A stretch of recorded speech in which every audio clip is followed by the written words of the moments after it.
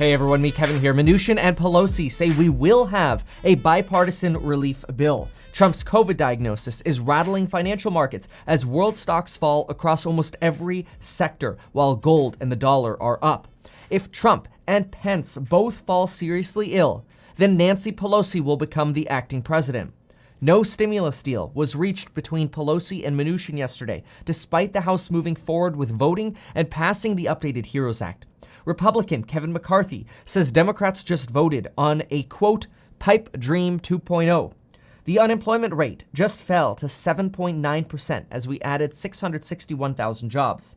Tesla will also launch its next mission on Halloween evening, and multiple other updates are out. Let's get started, but boy oh boy, if there's any day to say this, today is the day that I have to say, folks. Get your life insurance in as little as 5 minutes. You can Android Pay and Apple Pay for it via the link down below. And of course, use the link down below to get 2 completely free stocks with Webull when you deposit $100. First, the passage of the HEROES Act, the updated HEROES Act, occurred yesterday by a vote of 214 to 207, with 18 Democrats defecting and voting against the bill. This bill has been applauded by many on YouTube, as this bill does include stimulus checks, $600 in unemployment pay, money for airlines, restaurants, renters, homeowners, and more PPP funding. Unfortunately, I've warned for days that if we pass the updated HEROES Act without a verbal deal between Treasury Secretary Steve Mnuchin and Speaker Nancy Pelosi, then the updated HEROES Act will be dead on arrival and will solely stand as a messaging bill to Republicans saying, Democrats are ready to spend money. How about you, Republicans? The problem is, Republicans are countering right now, saying that Democrats are holding up needed relief to get money for cannabis, undocumented workers, tax breaks, and the arts and humanities. All 4 of which are currently present in the updated HEROES Act. Cannabis banking, part of the SAFE Act, is in the updated HEROES Act. Nancy Pelosi says cannabis is a therapeutic for COVID. Stimulus checks for undocumented workers with ITIN numbers are in the updated HEROES Act. Money for the arts and humanities are in the updated HEROES Act. The elimination of the SALT tax deduction caps are in the HEROES Act. Last night, Nancy Pelosi said she, quote, doesn't know what the odds of an agreement are. However, she did say that it's not just the money that needs to be worked out, but the legislative language. Pelosi did also say she is reviewing more documents from the White House and the administration's officials that she received last night, and talks are still ongoing. This morning, Nancy Pelosi said that her and Steve Mnuchin are, quote, coming to terms on a COVID relief price tag, that there will be a bipartisan bill, but they still have to deal with the language of that bill. Out of everything, this is actually good news.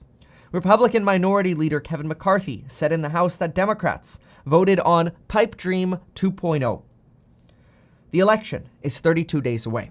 Senate Majority Leader Mitch McConnell stated yesterday that the spirit of bipartisanship that we had in March and April has largely disappeared. However, that was before he knew that Donald Trump has been diagnosed with COVID. And that, quote, Mitch McConnell wants another package, and we need to do more, but it's important to remember that we have a debt level that is the size of our economy, and this is the first time we have been at this level since World War II, and has said that the spending has to stop. On Donald Trump has tested positive for COVID-19. Donald Trump yesterday condemned white supremacy, and at 12:54 a.m. Eastern Standard Time early this morning, tweeted that he has tested positive for COVID along with Melania Trump. I have a complete video on my thoughts about what this means for stocks, the election, and my strategies, which I posted 90 minutes after the news broke, and I encourage you to watch that still now. Keep in mind that Donald Trump is deemed overweight with a height of 6'3" and weighing in at 244 pounds. He is also 74 years old, which his age alone puts him at a 6.08% chance of passing away from COVID, according to advisory.com. Harvard puts the odds of passing away slightly lower. They put the odds of risk of death for a 75-year-old at 4.2%. Though remember, Trump is 74.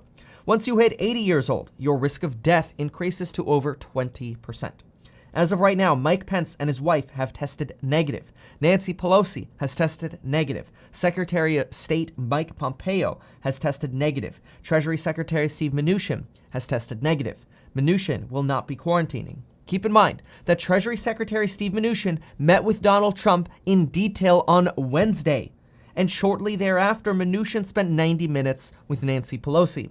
The White House has also hoped to keep hope Hicks's COVID diagnosis hidden from the public.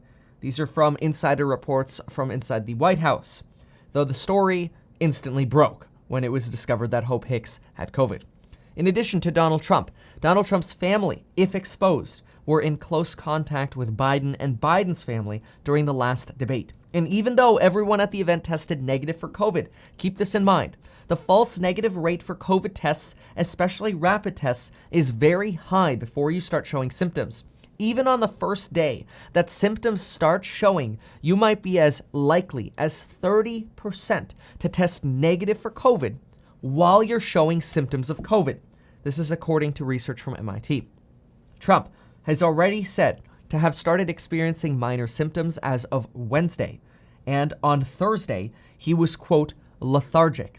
He fell asleep on Air Force One on Wednesday, which was described as unusual. Thursday night, Donald Trump held a fundraiser at one of his golf courses where he came into close contact, with 100 people. Showing symptoms does increase Trump's quarantine period from 10 days to 14 days. This is at least according to the former FDA Commissioner, Dr. Scott Gottlieb. Dr. Scott Gottlieb this morning went on to say that the period that Trump is most symptomatic would have been the 48 hours prior to the onset of his symptoms, which could have included the debate. In the event the president is unable to continue to lead, Mike Pence will take power via the 25th Amendment to our Constitution. If Mike Pence falls sick, then Nancy Pelosi will be the acting president. Also, at least 11 people in the Secret Service tested positive at a Secret Service training facility in Maryland. Jim Cramer says the primary person who stood in the way of wearing masks now has COVID. And maybe if anything good comes out of this, people will now wear masks, says Jim Cramer. Jim Cramer believes that all scientists agree that masks are the only way we can protect ourselves, and maybe the notion that you're not tough enough if you wear a mask now goes away. Interestingly, approval ratings for Prime Minister of the United Kingdom Boris Johnson skyrocketed after his recovery. Both Boris Johnson and Brazilian President Jair Bolsonaro did not change their handling of the pandemic after they tested positive for COVID. Joe Biden and his wife send their thoughts and prayers to Trump and the First Lady. On unemployment, we added 661,000 jobs in September, once again slowing the rate at which we're adding jobs. But fortunately, we're still lowering the unemployment rate, now down to 7.9%. In September, we had a total of 3.8 million individuals who have now been confirmed to permanently lose their jobs since February. In September, a total of 22.7% of those employed worked remotely, slightly down from the 24.3% we had in August. We also saw a drop in unemployment in the government sector by 216,000, driven by a decline in temporary census workers. Additionally, the average amount of hours individuals worked per week in September was 34.7. On COVID, Madrid, Spain is now undergoing a new lockdown as the region faces its worst COVID outbreak and second wave. Boris Johnson says he will not hesitate to lock down the UK further.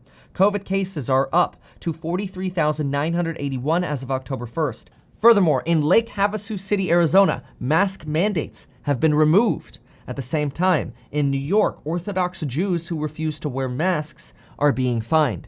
Disney has partially blamed California's rigid lockdowns for its 28,000-person layoff.